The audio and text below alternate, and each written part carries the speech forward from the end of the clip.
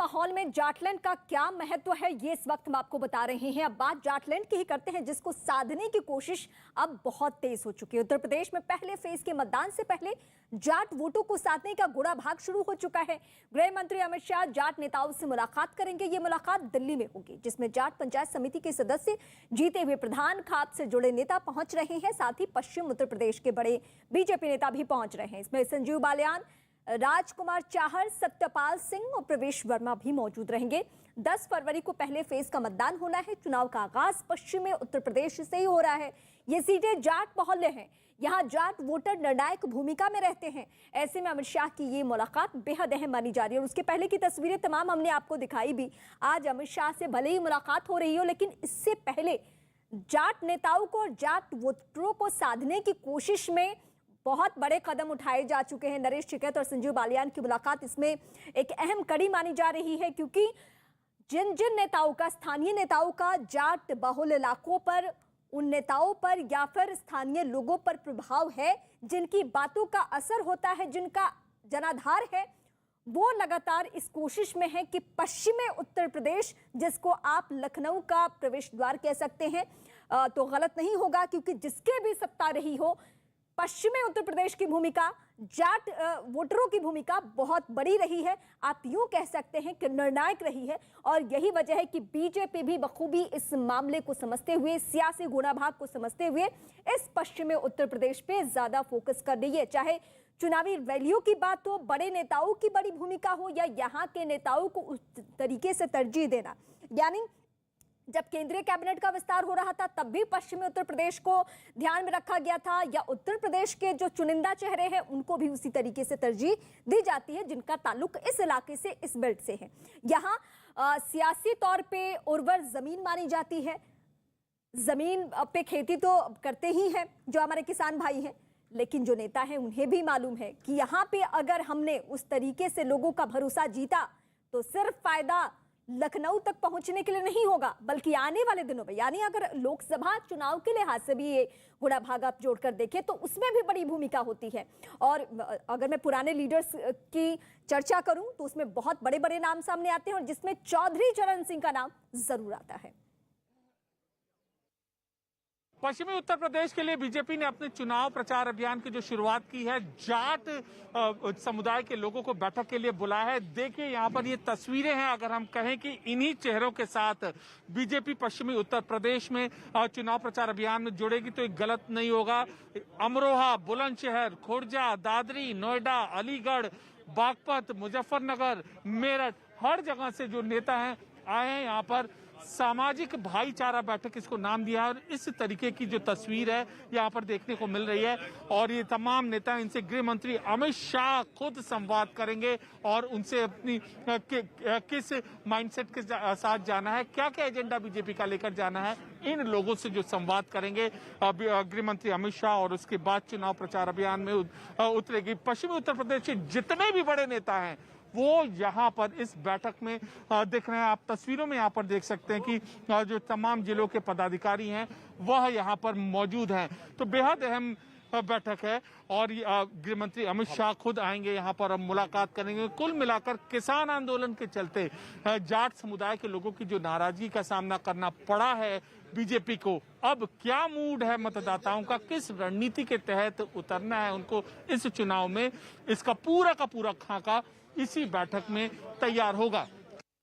अमित पांडे की इस वक्त आप रिपोर्ट देख रहे थे, लेकिन इस वक्त लाइव भी जुड़ चुके हैं अमित पांडे मेरे साथ। अमित, सत्ता की राहें तैयार होती है यहाँ से। मैं तो ये भी कहती हूँ अपने दर्शकों के सामने कि सत्ता का प्रवेश द्वार अगर पश्चिमी उत्तर प्रदेश है, तो 136 सीटों में से सबसे ज्यादा सीटें इसी जोन से बीजेपी को 2017 में आई भी थी। और यही वजह है कि बीजेपी इस बार भी पसीना बहा रही है। और आप जहां पे मौजूद है, वहां जाट नेताओं की मौजूदगी है। और जी देखिए, सहारनपुर से लेकर नोएडा तक पश्चिमी उत्तर प्रदेश का जो पूरा का पूरा इलाका है, कैसे वहां पर बीजेपी चुनाव प्रचार अभियान अपना कैसे वो आगे ले जाएगी और किस तरीके से चुनाव प्रचार करेगी। ये जो घर है पीछे, माफ कीजिएगा कि अभी विजुअल्स आपको इस रास्ते के देख रहे होंगे। ये जो रास्ता है बहुत अहम है क्योंकि यहीं पर सारे महत्वपूर्ण बीजेपी के नेता हैं वो मौजूद हैं। और दिल्ली से जाट सांसद हैं प्रवेश वर्मा, उनके घर में ये महत्वपूर्ण बैठक है। देखिए, दिल्ली के सांसद हैं और कैप्टन मन्यू हरियाणा के नेता हैं, जो महत्वपूर्ण जाट नेता हैं वो भी यहाँ पर मौजूद है। पश्चिमी उत्तर प्रदेश के सारे नेता, सारे सांसद यहाँ पर मौजूद है। मतलब कि जिस भी तरीके से जाट समुदाय के लोगों का समर्थन जुटाया जा सके, उनकी नाराजगी को दूर किया जा सके और उनके सारे मुद्दों पर ध्यान दिया जा सके, वो सारा कुछ आज उसकी रणनीति यहाँ पर तैयार होगी। खुद गृह मंत्री अमित शाह के नेतृत्व में यह पूरा खाका तैयार होगा। लेकिन अमित, मैं एक पहलू आपसे ये भी समझना चाहती हूँ, सिर्फ आज नहीं बल्कि मैं तो दर्शकों के सामने इस बात का भी जिक्र कर रही थी कि जब केंद्रीय कैबिनेट का विस्तार हो रहा था उस वक्त भी हमने देखा कि इस पश्चिमी उत्तर प्रदेश को उसी तरीके से साधने की कोशिश हो रही थी चुनिंदा चेहरों के जरिए। लेकिन क्या इनके तरफ से अपने जोन को लेकर, पश्चिमी उत्तर प्रदेश को लेकर कोई डिमांड भी है? क्योंकि यहाँ पे प्रधान भी पहुंचे हैं, जो ऐसे लोग पहुंचे हैं जो कि आम लोगों के बीच में रहते हैं और उनके जरिए अमित शाह तक, निर्णायक चेहरों तक उनकी मांगे पहुंचेगी। तो ऐसी कोई मांग? और देखिए, पश्चिमी उत्तर प्रदेश का जहन आते ही 3-4 चीजें हैं जो प्रमुखता रूप से हमारे सामने आती है। पहला, पलायन का मुद्दा। दूसरा, गन्ना चीनी मिलों का भुगतान। तीसरा, जो दंगे हैं उनको लेकर जिक्र आता है। और चौथा है कि जो यहाँ पर विकास की जो एजेंडा है, विकास के कार्यक्रम है, वो पहुंचे या नहीं। तो इन सारे मुद्दों की चर्चा हो गई। यही सारी चीज यहाँ पर इस वक्त जब गृह मंत्री अमित शाह आएंगे तो वो उन सारे मुद्दों को, सारी चीजों को जो कार्यकर्ता हैं वो बताएंगे। देखिए, आप एंट्रेंस आप यहाँ पर देखिए और इसी जो सारे कार्यकर्ता हैं, जो लोग हैं वो यहाँ पर खड़े हुए हैं उनका स्वागत करने के लिए, उनकी अगुवाई करने के लिए। और ठीक इसके पीछे कैमरा पर्सन जयपाल रावत आपको दिखा रहे होंगे, एक बोर्ड नजर आ रहा है, जय जवान जय किसान। उसी मंच पर गृह मंत्री अमित शाह मौजूद रहेंगे और एक एक करके जिन मुद्दों का मैं जिक्र कर रहा था वह बातें सुनेंगे। तो पूरी रणनीति यहाँ पर तैयार होगी। और जाट लैंड में, जाट भूमि में, पश्चिमी उत्तर प्रदेश में सहारनपुर से लेकर नोएडा तक, गाजियाबाद तक कैसे बीजेपी अपने वोटरों तक पहुंचेगी, ये रणनीति यहाँ पर तैयार होगी। जी अमित, मैं आपके पास लौटूंगी। दर्शकों को एक और खबर हम अपडेट कर दें। बीजेपी नेता संजीव बालियान का क्या कहना है वो भी हम अपने दर्शकों को बताते हैं। किसान आंदोलन खत्म हो चुका है, अब बीजेपी पूरी ताकत से चुनावी मैदान में उतर रही है। प्रवेश वर्मा का कहना है कि जाट समाज बीजेपी के साथ है। प्रवेश वर्मा जी भी हमारे साथ हैं। हम प्रवेश जी, आप दिल्ली के नेता हैं और पश्चिमी उत्तर प्रदेश के चुनाव प्रचार अभियान है, अहमियत क्या है इस बैठक की?